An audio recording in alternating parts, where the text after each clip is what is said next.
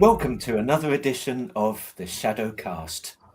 Today, we're going to be talking about the ghosts of Chicago. As ever, I'm joined by my colleagues Chris I and Dave. Hi. And our special guest today is writer and researcher Rick Hale. Hello, Rick. Hey guys, thank you so much for having me on. This is great. Thank you. That's fine. That's fine. I'm sure this will be another very good episode. I'd like to start off with a question that's very direct. Mhm. And upon that, we can build upon how you got into the paranormal and your background. The Okay. question I have for you is, what exactly happened at your grandparents' house? Well, my grandparents lived in a suburb called Franklin Park. This was back in the early '80s, and so at the time, it was about 1982. I was 8 years old. My parents were going through a really rough divorce, and my mom stayed in Round Lake Beach, which is, roughly 40, 45 miles north of Chicago. And my dad lived with my grandparents in Franklin Park, which is kind of one of those smaller cities that you cross the road, boom, you're in the west side of Chicago. That's, it's probably within like 15, 20 minutes of Chicago walking distance. And so one night, my cousin and I, we were sleeping over. We just got done watching a Chicago Cubs game because we're all, huge Chicago Cubs fans on my side of the family. And my cousin was already asleep. I had to get up and use the bathroom. And when I got up, the way my grandparents' apartment or flat was set up, it was like the front room was over here. That's what we call the living room here in this area. And then there was a long hall that led into the kitchen and where my grandparents' bedroom was. And along the way, there was a bedroom to the left and the bathroom to the right. And my grandmother always left the light on, so we could see where we were going because the hallway had no light to it. There was no overhead light or anything. So I'm walking towards the bathroom and I see somebody, like I could see that the door is, just open, just a crack to let some light into the hall. And I can see somebody moving around in the bathroom. And I thought that was really strange because the only people that were in the house at the time was my cousin and I. My cousin was asleep, and my grandparents were asleep in their bedroom and had been asleep for a long time, in their bedroom right off the kitchen. And so I see this movement, and then all of a sudden the light switches off, and I'm just like bathed in darkness. And I watch, my eyes are finally adjusted, and I watch as the door opens and this woman walks out into the hall. It wasn't my grandmother. My grandmother was a very small woman. This was a very tall woman and much, much older. And she walked out into the hall. She looked down at me and she smiled. And she said in an Irish accent, what a fine young lad. Like I still get goosebumps all over my body because this is a core memory. This is something that I will remember for the rest of my life. And I wasn't afraid. I felt very comfortable. She had a very calming effect to her. And she took her hand away from my chin, and I watched as she turned around and walked towards the kitchen and just sort of faded away. So come to find out the next day, my grandmother, when I woke up, we're eating breakfast in the kitchen, and my grandmother could tell that something was bothering me. And I told her what had happened. And she was like, my grandmother was from Alabama. So she had like this really sweet Southern accent. And I'm not even going to try to say it because it's just going to sound stupid with my Chicago accent. She was like, "Oh, don't worry about her, sugar. That's just Mrs. McNett." So my grandmother had seen her. I do believe that my grandmother was very sensitive to that kind of that kind of thing. And turns out Mrs. McNett was actually the wife of the gentleman that owned my grandparents' building, and she had died 10 years previously. And I'm not the only one to have seen her. My uncle um, saw like an outline of her, and we all knew that my grandparents' house was haunted because you would hear footsteps, and there would be like this cold spot that would just sort of move around. You would hear voices come out of the bedroom that was directly across from the bathroom in the hall. So, yeah, my first experience was very calm. I know a lot of people, their experiences, they're frightening, and this was an evil spirit that tormented me in my bedroom at night. But I did not have that first experience. My first experience was very calm and very positive. And when you say that when you saw her, she faded away, Mhm. is that just as you would explain it? Just it was as if she was evaporating and into nothingness. Was that the case? Yeah, I would say that. I mean, it was almost as if she was evaporating from the legs up. Like the last thing that I could see was her head right before she entered into the kitchen. Now, interestingly enough, my cousin Vicky had an experience too when she was visiting. The stove that my grandparents had in the kitchen was one of those really old-fashioned stoves that was always like really hot or really warm. And Vicky, when she was little, she's about I'm like maybe 10 or 15 years older than me. When she was a kid, she was standing a little too close to the stove, and she heard a woman's voice with an Irish accent say in her ear, "Don't get too close, you'll burn yourself on that." So, like everybody in the family, we all knew that my grandparents' house was haunted. It was an accepted thing. Sadly, it got torn down about 7 or 8 years ago. So, that was kind of like a huge piece of my childhood that was just, destroyed. So this isn't really like the stone tape theory idea, is it? Because Mhm. there was a kind of interaction between you and this entity. Oh yeah, absolutely. She was definitely, um, what you would say like an apparition or an intelligent haunt. She was very much aware of my presence just as much as I was aware of hers. So that incident led to you having a big interest in the paranormal, I would imagine. It did. After that, it was so since my parents lived in my mom lived in Round Lake Beach and my dad lived in Chicago, I had two really good resources for books on the subject. Unfortunately, it was in the early 80s, so it wasn't like you could go into the library now or go into a bookstore and find stacks of paranormal books. The books that I found in the library were written by authors like Hans Holzer, um, and other British authors. That was basically all we really had back then. So like I formed like a love for both haunted places in Chicago as well as haunted places in your guys' part of the world. So you were reading books from authors such as Peter Underwood. Peter Underwood. I oftentimes say about Peter Underwood that he is the greatest teacher I never met. I learned a lot from reading his books. The Gazetteer books were ones that I took out all the time. I think I started to become known as the spooky kid when I went to the library because not too many kids at my age, 8, 9, 10 years old, were taking out books on things like ghost stories. But yeah, so it was, I really, you know, learned a lot from these authors, especially from Hans Holzer. I learned how to do in reading his books, how to conduct a proper investigation. From Peter Underwood, I learned how to be professional on an investigation and be skeptical. I like to say that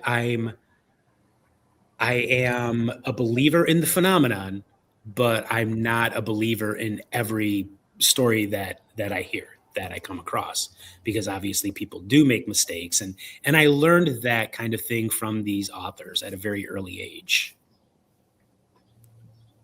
Do you think there is a preconception about what the typical paranormal researcher looks like? Yeah, I think that a lot of the paranormal is very much, I guess you could say, a sausage fest here in the United States. It's mostly made up of guys. However, some of the greatest investigators that I've ever worked with were women, and I think that you get a lot of guys who get into this because they watch television shows, like they watch Zach Bagans, or they watch Ghost Hunters or one of the other ones, and everything is a demon and everything is evil and spooky, and it's like it's just not like that. As you guys, I'm sure you guys know, it's like when you're on an investigation, it is like 95% boredom, maybe even more than that. And you do have to go back several times in order to get anything of interest. I mean, even so much as a breath that you can't explain, or a voice that you can't explain on EVP. It's not a scare a minute, and it's not always big beefy dudes running around screaming at things that aren't always there. It's you do have to have a level of professionalism when dealing with the public with this kind of thing, because like you said, I do believe that there is a preconceived notion. And I've been on many investigations where I've had people, they were like, so please don't yell at our ghosts because we have to live with them, or please don't use swear words when you're on your investigation. It's like, well, where did you hear this from? You obviously saw this on a television show, and that's just not how we do things. I guess you could say that because my early influences were all British, that my investigation method and style is a little bit more like that. I do actively investigate, but also too, I just kind of like to do what is called sitting vigil, just sitting in a haunted location, waiting to see if something happens.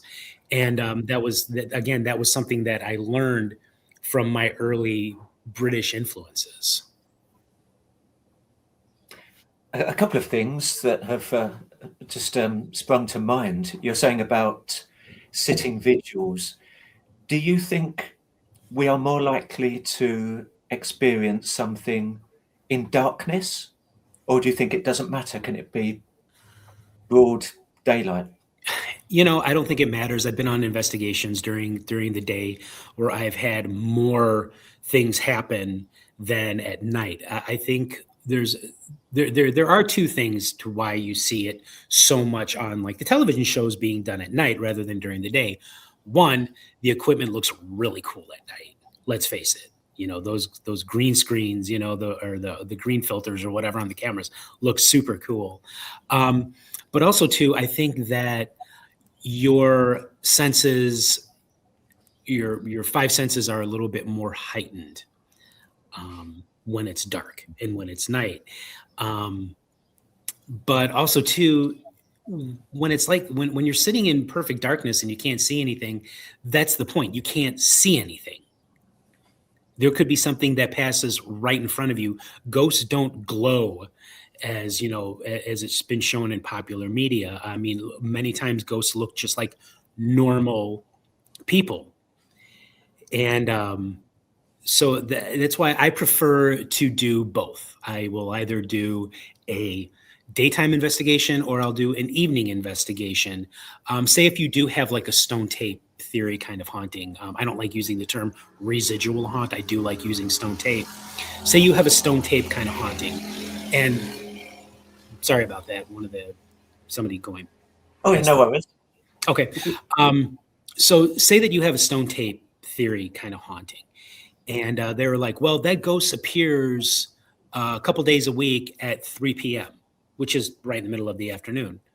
Why would you do the investigation at 2 o'clock in the morning when this when this ghost is appearing at 3 o'clock in the afternoon. You want to be there for, I guess you could say, the prime time for it. But yeah, I mean, with me, I'll do both. I'll do daytime, I'll do night. Gotten some great stuff during the day, gotten some great stuff at night as well, with the lights on. You don't always have to have the lights off. I'm not in this for ratings, obviously, so I don't have to treat my hauntings or investigations as, a scare a minute. No, there's a very big difference between entertainment and research, isn't there? Clearly. Very much so, yeah. And I think that line has been sort of blurred over the years. I don't know what it's like over in Britain, but I know that here in the United States, that line is kind of blurred. I have worked with other investigators who are inspired by television shows. And trust me when I say this, there is nothing wrong with that. I want to make that very, very clear, because I think that in the past on old podcasts that I've hosted, I've come across as like, hey, there's something wrong with that. There's not. Because I do believe that the television shows did bring awareness to this field and to this community. And I have worked with people that were totally inspired by television shows, and it's like they were usually the ones that got bored real quick and then walked away and never came back, because they learned this is not a scare a minute, and we're not in this for ratings. We're not in this for your YouTube. I just started doing stuff on YouTube and my TikTok and my Instagram for Ask a Ghost Hunter, and On the Road for Common Sense Paranormal Media. And I just like talking about these places that I go to and the history of it. If people like what I do, awesome. If they don't, hey, there's a lot of other stuff out there that you can check out. Yes, there certainly is. Thousands, in fact. Mm-hmm. You mentioned EVP. Would you say that you've had any fantastic results with EVP? And what's your thinking behind it if it's a reality? See, okay. So at this investigation that I did in Lindenhurst, Illinois, which is another one of the far northern suburbs, that's actually very close to the Wisconsin border. I did an investigation at this house twice. And the first investigation that we went to, we're in kind of like this study that they had. It was like a home library and home study. And I get this guy that goes up and down my street here on an ATV, and he flies up and down the road like all day long, and I hear the squeaking of the tires and stuff. Sorry, it was just distracted me for a minute. So there was this EVP that I got, and in the EVP, you can hear me asking, why is this boy so important? And because it was like this ghost seemed to have attached itself to this little boy that was in the home. And you hear this male voice come over, and it's like, because the boy is important, get out of my house, you a-hole. I didn't want to use swear word on your show here. And I even had my wife listen to it. And my wife she's very, very skeptical concerning this kind of thing. This is not her jam. And even she was like, wow, I heard that very, very clearly. And whoever this is did not like you. And all I could think was, it's like, I guess, my reputation precedes itself. But when, as far as EVPs are concerned, I think that there is something to it, obviously, because I've had a number of EVPs over the years that I can't quite explain. I always tell people whenever they're doing their EVP sessions, you have to make sure that you're very calm. Ask open questions.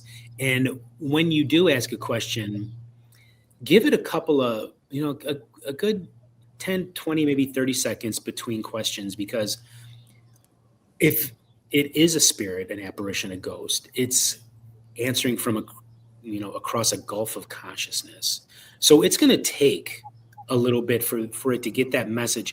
That ghost could be yelling and screaming that, but it still comes across as a whisper, because it's coming across this gulf of consciousness from their dimensional reality to ours.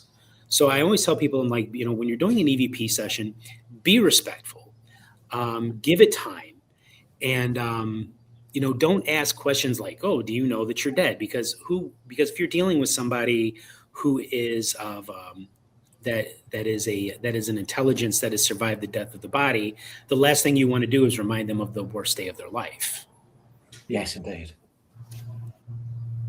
Yeah, so I think it's important that we do advocate respect. And speaking of that, I believe you are a huge advocate of access to the paranormal world, if you like, for all, equality of opportunity. Correct. Yes.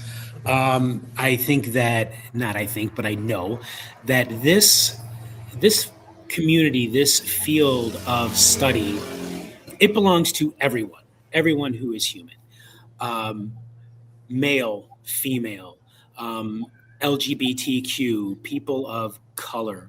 It belongs to everyone, not just a certain subset of society. And one of the things that I really like to stress is I am a disabled person.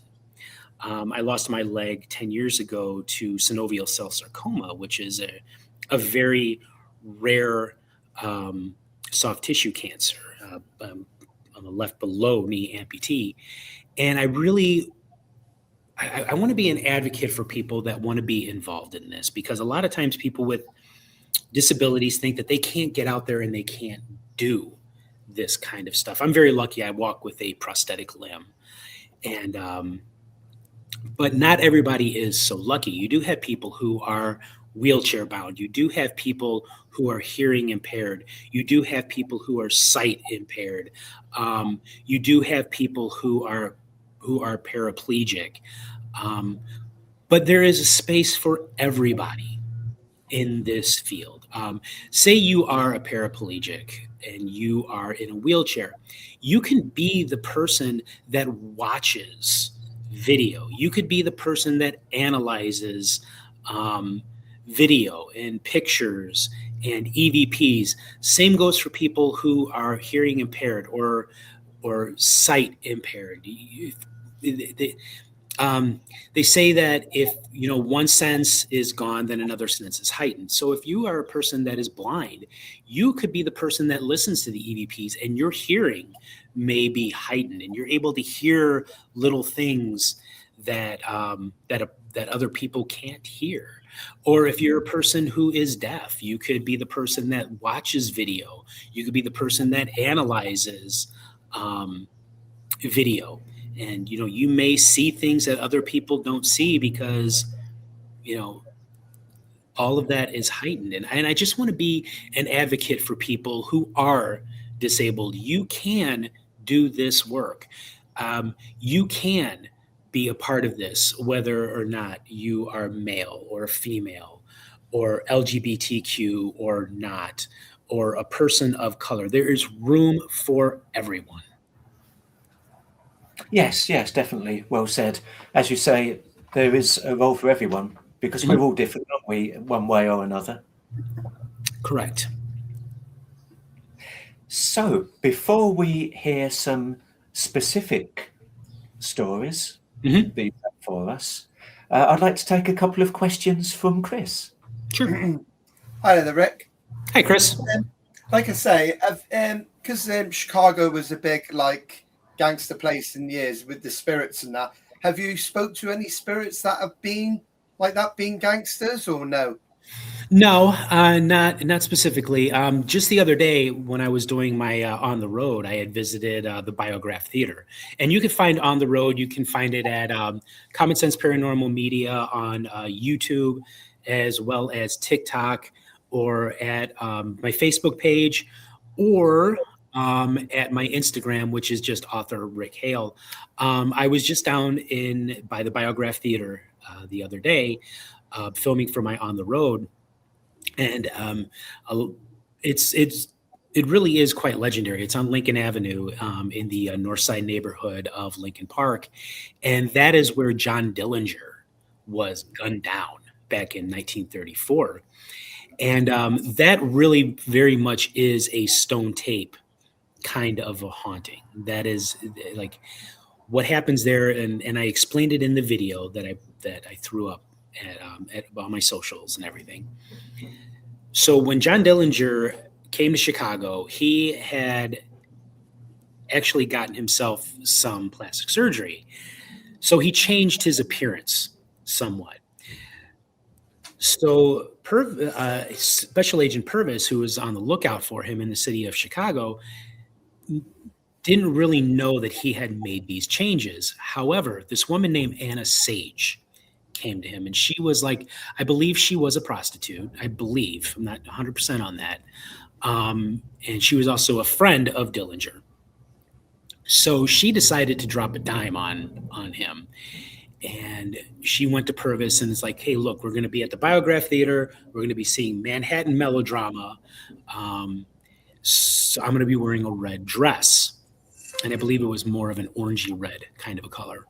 She's like, when you see us walk out, know that it's us, and then you can have him. Cool. So he comes out. Purvis stops him like, hey, Dillinger, you're under arrest.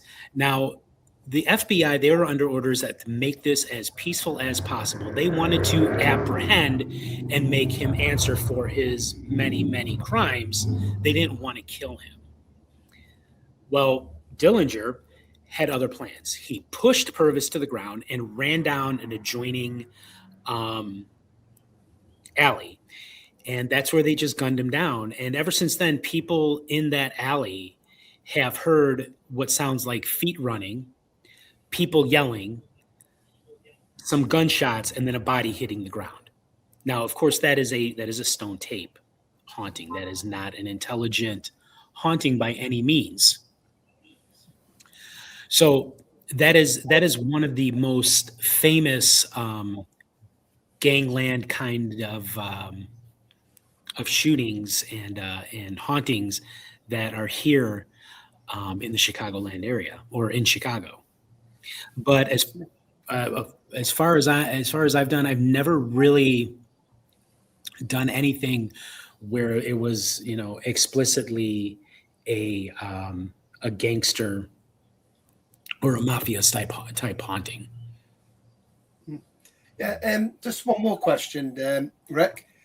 How many haunting places are there in Chicago? Are there just so many, or is it just you just couldn't say a number? Oh my God, no, I can't put a number on it because it is, as far as I'm concerned, the whole city is haunted.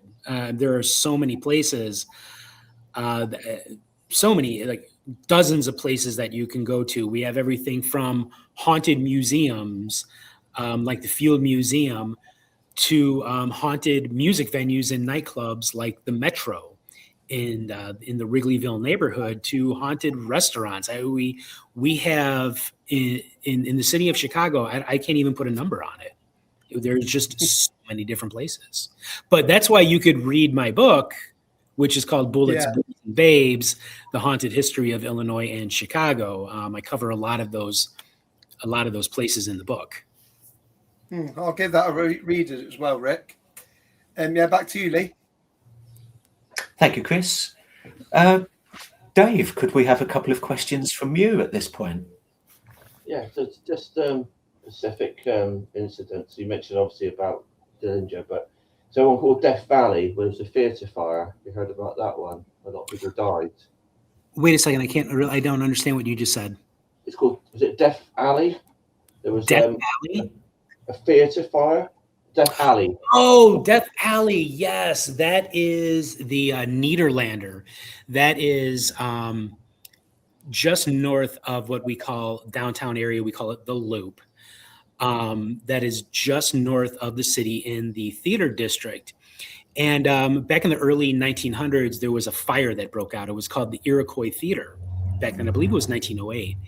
And a fire broke out and killed hundreds of people. Dozens, hundreds of people lost their life because they had one door to the back that led into the alley, and the door opened in rather than opening out. which is what all fire doors should do. They should open out. So it caused like a bottleneck. So a lot of people perished in that fire because of that. And I've been down this alley, and it was in one of the earlier on the roads that I did with my friend Ray Porton. And so some of the stories that are told about the alley again, or Death Alley, again, it is a stone tape rather than an intelligent. People do hear the sounds of screaming, the sounds of bodies dropping. Now, but here's the interesting thing, though. Now, I get it. This is in Chicago is a very, very large city. So you're going to get yelling. You're going to get screaming. You're going to get weird noises coming from all around you. But the people who have experienced state that it comes specifically from this door. And in this early TikTok that I did for my On the Road, we visited that door, and of course now it is safe. It opens out rather than opening in. I mean, of course, fire codes have been changed tremendously over the last century, and people are like, yes, this sound of screaming comes from this door that led out into this alley. So that's the story of what is now known as the Nederlander, but then back then it was known as the Iroquois Theater. Also, because you mentioned there's a lot of Chicago, a lot of things. Another one's famous about is Bachelor's Grave Cemetery, most haunted cemetery in the US. Yes, Bachelor's Grove is my absolute favorite haunted place in the Chicagoland area. Bachelor's Grove is actually in Midlothian, which is maybe about half hour, 45 minutes from Chicago. It's on the far south side of the city. And this is a place that I've been going to since the 90s. This is one of those places that when everybody goes there, everybody has some kind of a weird experience, something that they can't quite explain. And this was actually the very first episode of On the Road that I did with my buddy Ray. And while nothing happened there at that time that we were there, there was an incident. It was an EVP actually that I caught there. I want to say it was probably around 2003, 2004. And I was there with an old friend and colleague of mine. Her name was Amy, and a friend of hers named Jan. And we were there, and I caught this EVP inside the cemetery. And it was a man's voice, and it said, let the mother effer feel the pain.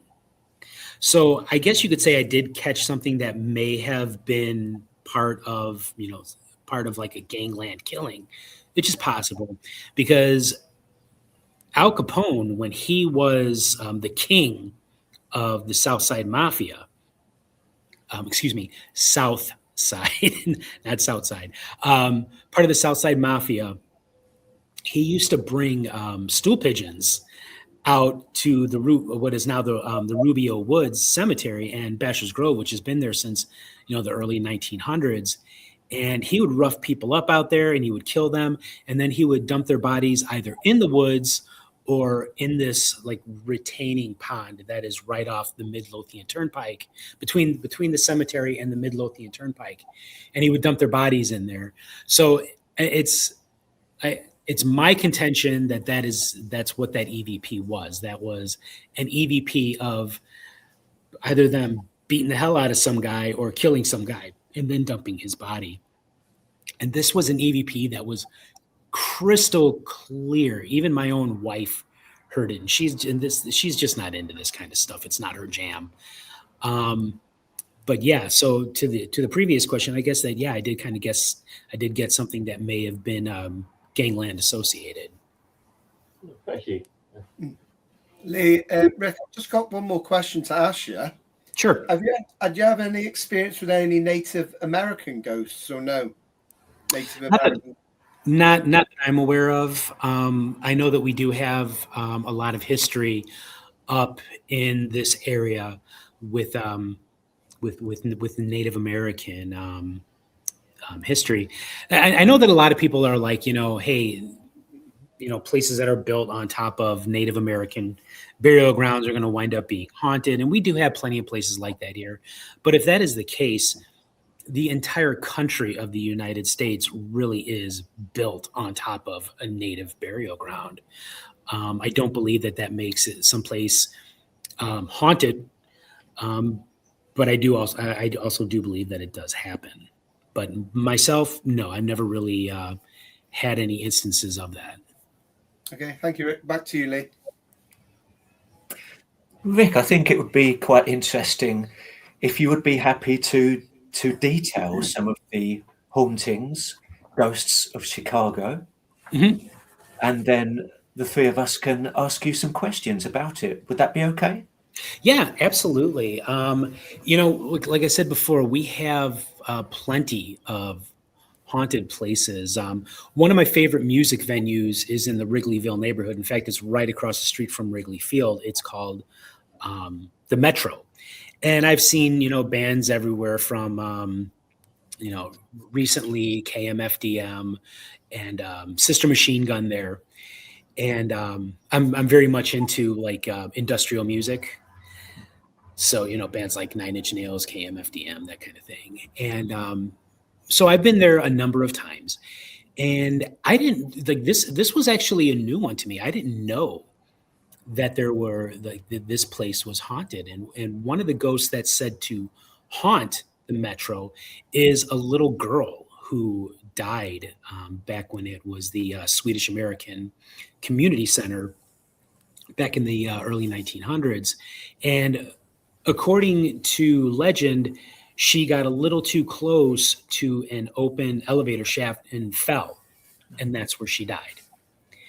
And people have claimed that they hear her voice or see her walking around and playing when there's no music there, because obviously you got these heavy bands that are playing there all the time, and you're not really necessarily going to see or hear something. But when people are alone there, they claim to hear and see this little girl walking and laughing and playing like she's still alive. One of the biggest hauntings is probably the Clark Street Bridge, which was where the Eastland disaster happened. Everybody always talks about how the Titanic was the most horrific maritime accident, but actually the most horrific one was on the Chicago River. And some people, they were heading out on a boat down the river. They were leaving from the Clark Street Bridge, and they were going across the lake to the Indiana Dunes to have like a company picnic, more or less. And what happened is that everybody had rushed to one side of the ship so they could, wave bye to all those who, were unable to make it or family members. And the ballast system wasn't the best on this ship, and it wound up tipping the ship over, and hundreds of people lost their lives. They got caught underneath the Chicago River and died. A lot of the bodies are still down, well, probably still down there if they haven't already decayed, beyond actually being a body. But it's considered to be one of the greatest maritime disasters in the history of the United States. And a lot of people, again, they hear screams, they hear yelling, they see splashing down in the water as if somebody is there, but not really there. It could be just because it's the city and there's a lot of people, there's a lot of noise, there's a lot of people yelling and screaming and talking, but people specifically hear it coming from this area of the river by the Clark Street Bridge. And a lot of those bodies that were recovered were taken to a building what is now called Tau Chicago. And over the years, it's been known as the Limelight. It's been known as Excalibur. It's on Dearborn and just north of the Loop. And that place is truly haunted with some very intelligent haunts there from the bodies that were recovered from the Eastland disaster. People have seen the apparitions of children. People have seen the apparitions of women in period dress of that time. People claim to have been attacked by spirits. There are people who claim that there is like poltergeist activity that happens where glasses and bottles are thrown off tables and off the bar area. And so those are some of the most haunted places in Chicago, and I would suggest that anybody go to them. A lot of these places, though, aren't very open to the idea of being haunted, but some places are, like the Red Lion Pub, which is right across the street from the Biograph Theater. I filmed it also in this latest installment of On the Road. And that one has numerous apparitions. One of the apparitions that is seen at the Red Lion Pub on Lincoln is that of an actual cowboy. He's seen in the bar area, and he is known to interact with people. Like he's having a conversation with you, and people kind of look away and then look back, and then he's gone. There is a smell of lavender that just sort of comes out of nowhere. And lavender is associated with another apparition that they call Sharon. Sharon is a bit of a mischievous ghost. She likes trapping people in the women's bathroom. Oh, okay. Richard Crowe was alive. Richard Crowe was just one of those legendary Chicago authors, ghost hunters, and tour guides in the city. And he was there with a off-duty female Chicago police officer. And while in the bathroom, she had somebody trap her in the bathroom, and they always say that, oh, that was just Sharon, messing around. So those are some of the, more haunted places that you can go in the city. There are so many more, dozens more. The Green Mill, so many bars, so many clubs, so many restaurants. Talked briefly about the Field Museum of Natural History, which is, one of my favorite places. I'm kind of like a history nut. And they always talked, according to legend, that it's haunted by by a mummy that moves. And I think I'm pronouncing it correctly. It's a Harar, and it's an Egyptian mummy. And he will move in his case, and you hear screams coming from him. Apparitions have been seen wandering around. One of the more frightening instances was there was a female paleontologist who was there working late one night, and she heard a noise out on the lower level, and she looked down the hall, and she could see this horrific looking apparition that looked like a mummy walking towards her. And it scared her so bad that she actually ran out and quit and never came back. That, I believe, was back in the 70s or 80s. So that was quite a long time ago. So yeah, we have everything that you could possibly want or desire in haunted places in Chicago, in the Chicagoland area. There's a few things there of particular interest. The first account of the young girl at the theatre. Mm-hmm. What I find interesting about that is it's not replaying a traumatic event at all, is it? This is, for some reason, there might be some residual energy that is based on positivity and love and fun. Yeah, I mean, from what everybody has said, she doesn't seem frightening at all. She's just kind of wandering around. People have watched her skip across the stage as if she's just playing. She doesn't appear to be like suffering at all. So I've never really heard of anybody physically interacting with her. So it's really hard to say, is this just a stone tape kind of haunting, or is this an intelligent haunt? But she appears to be in good spirits, if you'll pardon the pun. And the second account with the bridge disaster, Mm-hmm. It's interesting that phenomena has been experienced at a place where the people didn't actually die. Is it correct that they were already deceased when they were taken? Yeah, they were already dead. Their bodies were recovered from the river, and they were taken to this building. And it's believed that the spirits that haunt what is now called Tau Chicago are the spirits of the people that perished in the Eastland disaster. I mean, for whatever reason, they stuck with their bodies until they found a place where they could, I guess, feel comfortable enough to stay. And these are spirits that do interact with you. These are intelligent spirits. These are spirits that are aware of their surroundings and aware of you being there. And they're aware of you knowing that they're there. What would you say? Obviously, you've researched and investigated many sites in Chicago. Do you have any particular highlights that you consider the most profound in terms of what we can learn about this other world?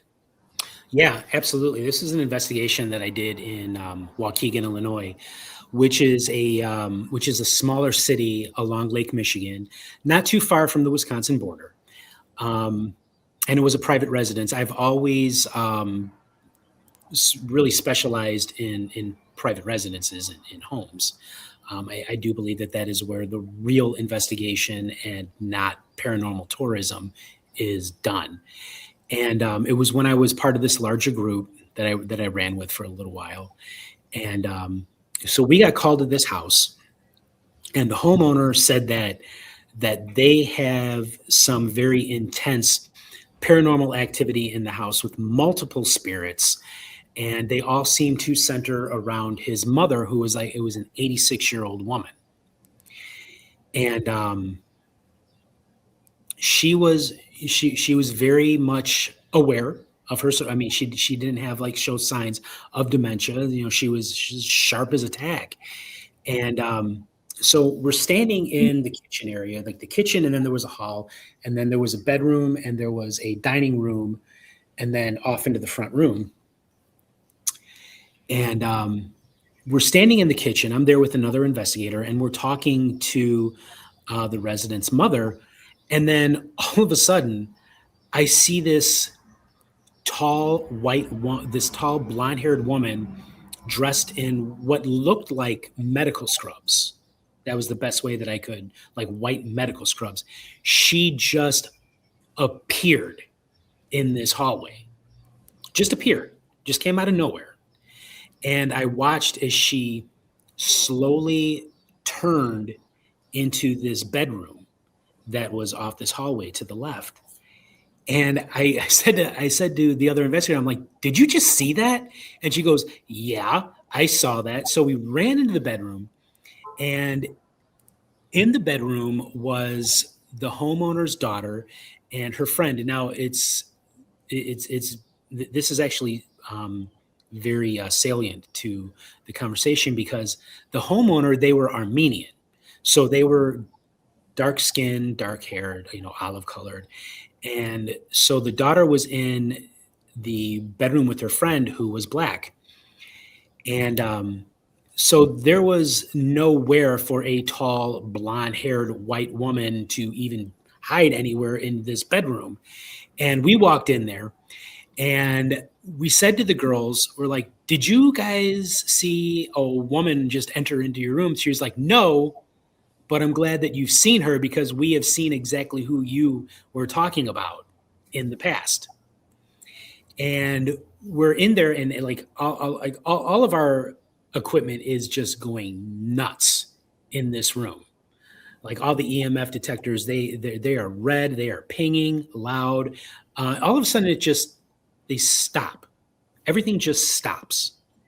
And then I'm looking across the hall into this dining area that they have, and I see this black shadow just book it right past the bedroom door, going towards the front room. And so we go in there, and we're taking EVPs. And later on, upon analysis, you have me asking, who are you and why are you in this home? And then you hear this extremely creepy voice answer me again, crystal clear, say they want us to come in through the window. Oh. So I wrote about this in my second book called Behold, Shocking True Tales of Terror and some other spooky stuff, which is kind of like a memoir and some things that I've learned along the way over the years in the paranormal. And it's in the chapter called House of 100 Spirits. And I do believe that there were a lot of spirits in this home. And I do believe also that this window was a portal for these spirits to come and go at will through into the home. And I do believe that it was a naturally occurring portal. For whatever reason, something happened there on that property that allowed this portal to open, and they were able to come and go through this window. So that was definitely, that was an investigation that we went back to that house 2 times. That was quite possibly the most haunted house that I have ever been in. And I've been in several homes. I already mentioned the one that was in Lindenhurst that had a lot of activity to it. So the EVP, the voice, was seemingly encouraging you yourself to use the portal, would you say? I don't know about that, but I mean, it was like, I never really had that.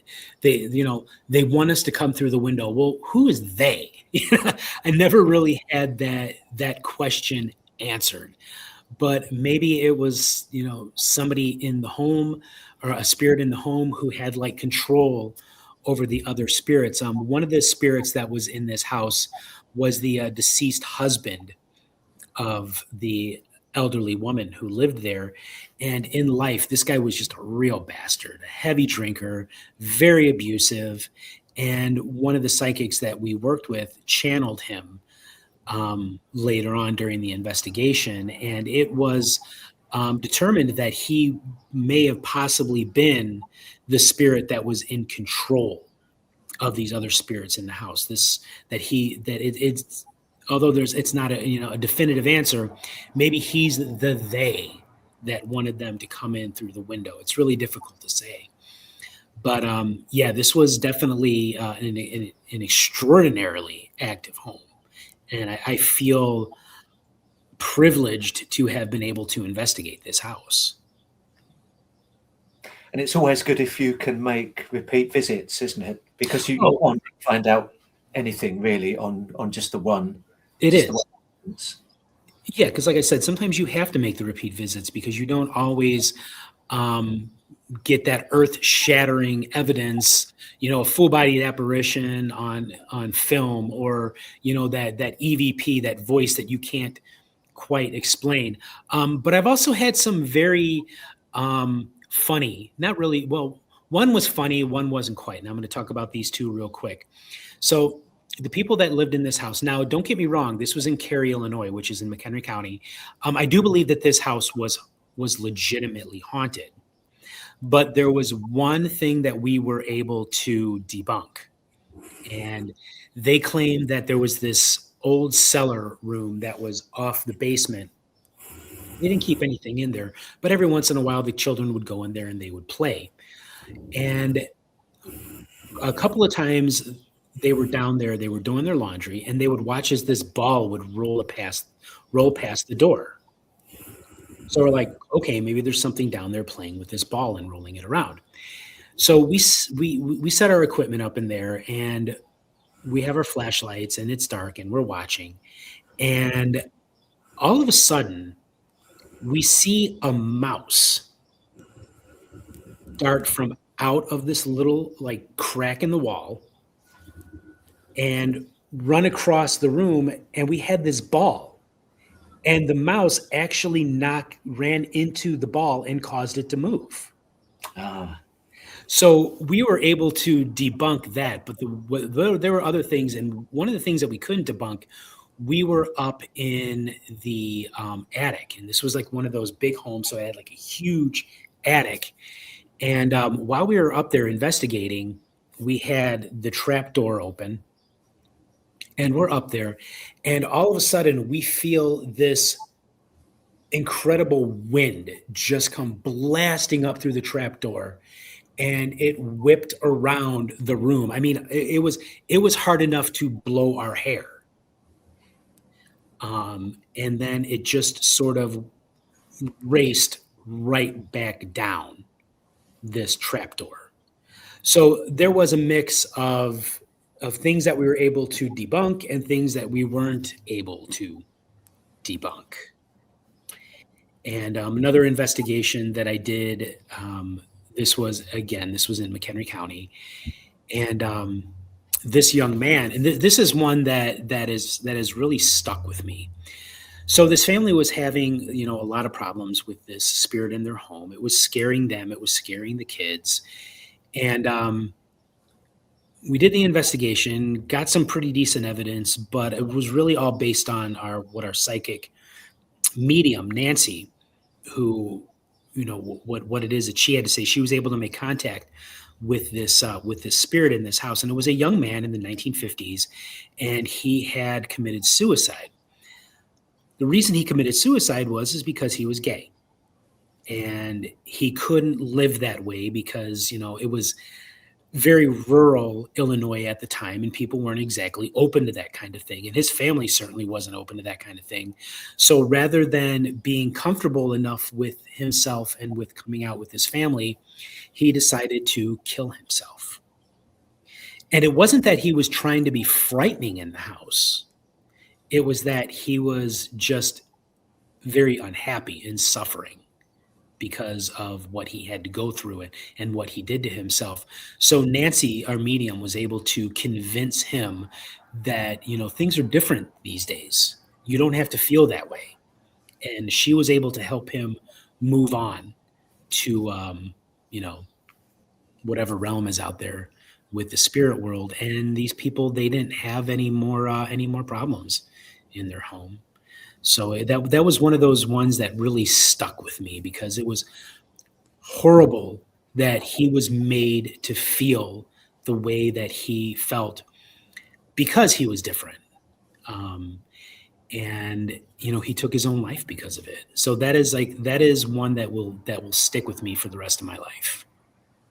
Yes, I can certainly see why. We only have 5 minutes left. Chris, do you have a final question? Yeah, Rick. If we ever went to Chicago, are there a lot of ghost tours we could go on? Oh yeah, absolutely. I can't really, because it's changing like all the time, and there's so many of them. I mean, a very simple Google search, would bring you to people. I would say look up Tony Zabelski and Jack Chavez. Those two guys, they work with Ursula Bielski, so they offer a really good tour. They will take you around to the various different places. I don't do tours. I might do a private tour. I don't know. I've been asked recently if I would be interested in doing that. I don't do tours because I'm not a paranormal tourist. I'm a paranormal investigator. Yeah. But if you're ever here, a simple Google search will bring you the results that you need. Great, thank you, Rick. Back to you, Lee. And one final question from you, Dave. Okay, so you mentioned obviously your experience when you were younger got you into this ghosts and things and then investigations. Would you always feel quite calm during these investigations, or have you gone through different emotions during your experiences? Well, I think when you're dealing with anything like this, you are going to deal with various emotions. I try to keep myself very straightforward and maybe even a little emotionless. When I go on an investigation, I will go there. I neither believe nor disbelieve what it is that you're trying to say. I am there to gather evidence, rather to investigate properly, gather evidence, and then present it to you. But yeah, I do think that you can become emotional, like the investigation with the young man that had killed himself. That was a very emotional thing. I really I feel very strongly in being an ally to the LGBTQ community. And so that did cause some emotion for me, because I just felt horrible for him that he did something that was so desperate because he couldn't be himself. But for the most part, I try to remain dispassionate, I guess you might say, because like I said, I'm there to investigate, gather evidence, and then present it. And I'm also there to help you learn about what it is that's going on in your home or in your building. I don't want to scare people, because I think that there's enough of that with, with paranormal, in the paranormal community right now, with people scaring people. I want to help them understand. I want to help them learn. I want to help them, see beyond themselves to a different realm of being. Thank you. Just to finish off, Rick, how can people find out more about your work? Oh my God. So let me start with what I'm currently doing, which is Common Sense Paranormal Media, which I have two shows, which is Ask a Ghost Hunter, where I talk about something that I've learned over the years, or questions that I've received from people and I give an explanation about, or I have my On the Road, where I go to various different haunted places. So Common Sense Paranormal Media, you can go to TikTok. Please, view, please follow, please friend, please, and most of all, enjoy. You can find that at TikTok. That's Common Sense Paranormal Media. Or you can find me over at my Instagram, which is just author Rick Hale. I put that stuff there as well as my Facebook page and my YouTube page, which is Common Sense Paranormal Media. I have 4 books that are out. The first one is, oh my God, The Geek's Guide to the Strange and Unusual, Poltergeist, Ghosts, and Demons. Book number 2, Behold, Shocking True Tales of Terror and Some Other Spooky Stuff. 3, Bullets, Booze, and Babes, The Haunted History of Illinois and Chicago. And 4 is just simply called Ghost Watch, which is something that I borrowed from Peter Underwood. In an old podcast that I used to do, I did a segment called Ghost Watch, and I actually had the official thumbs up from the Underwood estate to do this. I got the official thumbs up from his grandson, Sean, which was really awesome. So it's like, I loved it that I would, felt like I was carrying on the work of a truly great man. So that is where you can find me. Those are my books. Please, like I said, listen, like, friend, follow, but most of all, enjoy and learn something. Rick Hale, thank you very much. Thanks, guys. Thanks a lot. This is goodbye from me, and it's goodbye from Chris. Bye. And from Dave. Bye. We'll catch you again on the Shadowcast.